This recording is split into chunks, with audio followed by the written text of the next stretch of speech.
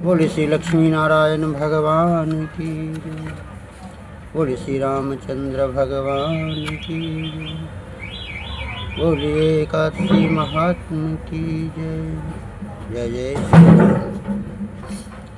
अब आप लोगों के बीच में मैं कुछ एकादशी के बारे में बताने जा रहा हूँ।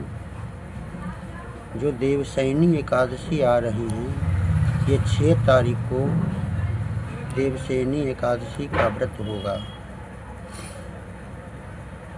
7 जुलाई को सुबह 5:34 से 8:44 तक पारण का टाइम है। थोड़ा आगे पीछे भी हो सकता है, क्यों, सूर्योदय हर जगह का अलग अलग है। इस हिसाब से 2-4 मिनट आगे पीछे हो सकता है, पर पूर्ण टाइम यही है। इस दिन भजन कीर्तन करना चाहिए, रात को जागरण भी करना चाहिए, प्रसन्नता मन से पूरा दिन रात बिताना चाहिए। देवशयनी एकादशी को करने से हमें सब प्रकार के सुखों को प्राप्त होता है, फल प्राप्त होता है। देवशयनी एकादशी का महत्व बता रहा हूँ, आप ध्यान से सुनिएगा। चतुर्मास में भगवान योग निद्रा में शयन करने के लिए चले जाते हैं। ये 4 महीने के लिए भगवान योग निद्रा में शयन करने के लिए चले जाते हैं, सोने के लिए चले जाते हैं।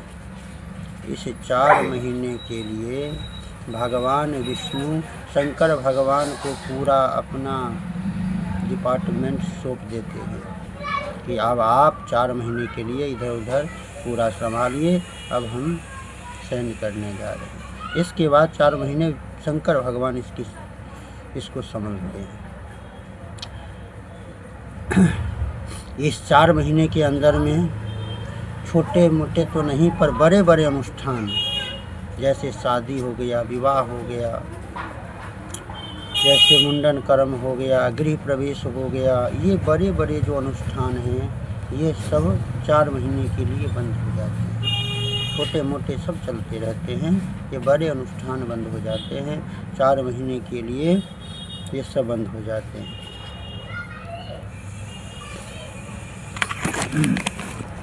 इस देवशयनी एकादशी को जो मनुष्य करता है, या स्त्री करती है या पुरुष करते हैं, जो भी करते हैं, उसका फल क्या है?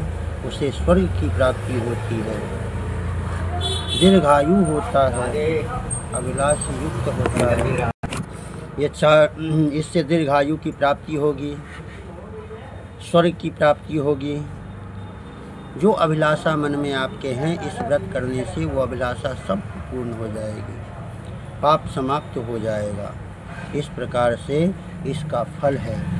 पूरी निष्ठा के साथ ब्रह्मचर्य का पालन करते हुए जिस दिन व्रत हो उस दिन प्रातः काल उठिए, उठने के बाद स्नान करिए, सूर्य को जल दीजिए, संकल्प कीजिए, हो सके तो निर्जला व्रत करिए, नहीं संभव है तो जल पीजिए, फल खाइए, और ब्रह्मचर्य का पालन करके पूरा दिन पूरी रात भगवान का स्मरण करते हुए, किनकी स्मरण? लक्ष्मी नारायण जी का नाम लेते हुए, स्मरण करते हुए पूरा समय बिताइए।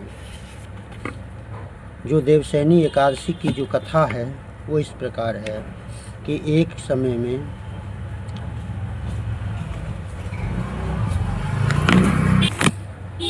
ऐसी कथा है, सूर्यवंशी राजा मान्यधाता नाम का एक राजा राज्य किया करता था।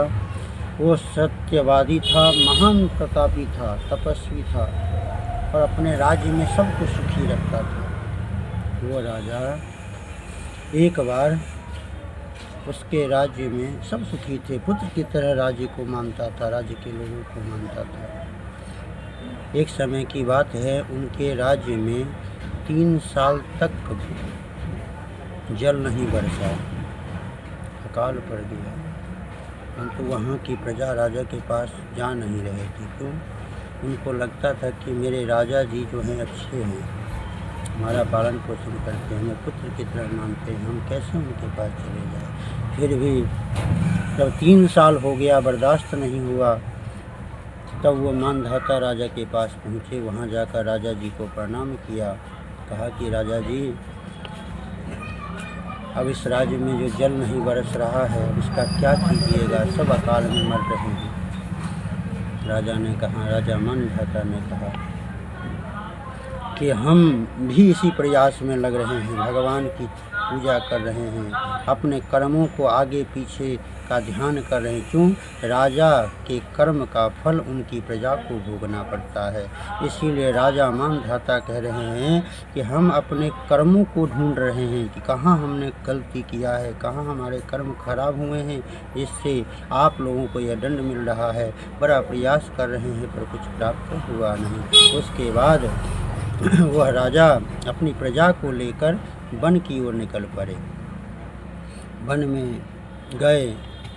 वन में जाते जाते वह एक ऋषि की कुटिया के बाहर तक पहुंच गए। वहां एक ऋषि मिले। वो ऋषि को उन्होंने, राजा जी ने प्रणाम किया। फिर अपने जो गांव के लोग गए थे, राज्य के लोग गए थे, उन सबको लेकर वह महाराजा मानधाता अंगिरा ऋषि के आश्रम में पहुँचे। वहाँ जाकर उनको प्रणाम किया, दंडवत किया, उनकी पूजा की। ऋषि ने भी राजा को आदर किया। अब ऋषि ने राजा से पूछा कि हे राजन, आप अपने राज्य को छोड़कर अपनी प्रजा को लेकर हमारे पास क्यों आए हैं, कहाँ जंगल में घूम रहे हैं? उन्होंने कहा कि प्रभु, आप तो सब जानते हैं, अंतर्यामी हैं, आप तो महात्मन हैं। हमारे राज्य में जो है अकाल 3 साल से पड़ रहा है, आदमी त्राहि त्राहि कर रहे हैं। हमने अपने कर्मों को बहुत प्रयास किया ढूंढने का, पर कहीं मिले नहीं कि कोई ऐसा कर्म मिल जाए जिसका दंड इन लोगों को मिल रहा है। इसीलिए हमें कोई रास्ता बताइए। अंगिरा ऋषि ने कहा कि राजन, आपके राज्य में कुछ ऐसी घटना हो गई है जिसके कारण से आपके राज्य में अकाल पड़ा है। अब उतना लंबा चौड़ा तो हम आगे नहीं जाएंगे, हम तो यही कहेंगे। अब कहा कि उस सबको छोड़िए, अब मैं आपको एक बता रहा हूँ। यदि आप देवशयनी एकादशी का व्रत करेंगे तो आपको इस एकादशी के फल से इस संकट का निवारण मिल सकता है। राजा को यह बात बड़ी अच्छी लगी। उन्होंने सारा विधान उनसे सुन लिए। उसके बाद वह राजा मानधाता अपने नगर को आए, प्रजा भी नगर को आए। यहाँ आकर बड़ी निष्ठा के साथ, बड़े प्रेम के साथ राजा ने भी और राजा की प्रजा ने भी इस व्रत का, देवशयनी एकादशी का व्रत किया, पूजा किया, रात में जागरण किया और पूरे खुशी के साथ इस पूजन व्रत को किया। और इस व्रत का प्रभाव ऐसा आया कि राजा मानधाता सतयुग में 10 गुना इसका फल मिला। अब बताइए, सतयुग में 10 गुना फल मिल रहा है, इस कलयुग में उसका कितना गुना हो गया। इसीलिए इस कलयुग में 100 गुना फल मिलेगा, इसमें कोई संदेह नहीं है। इसका व्रत बड़े प्रेम से करिए। जय श्री राम।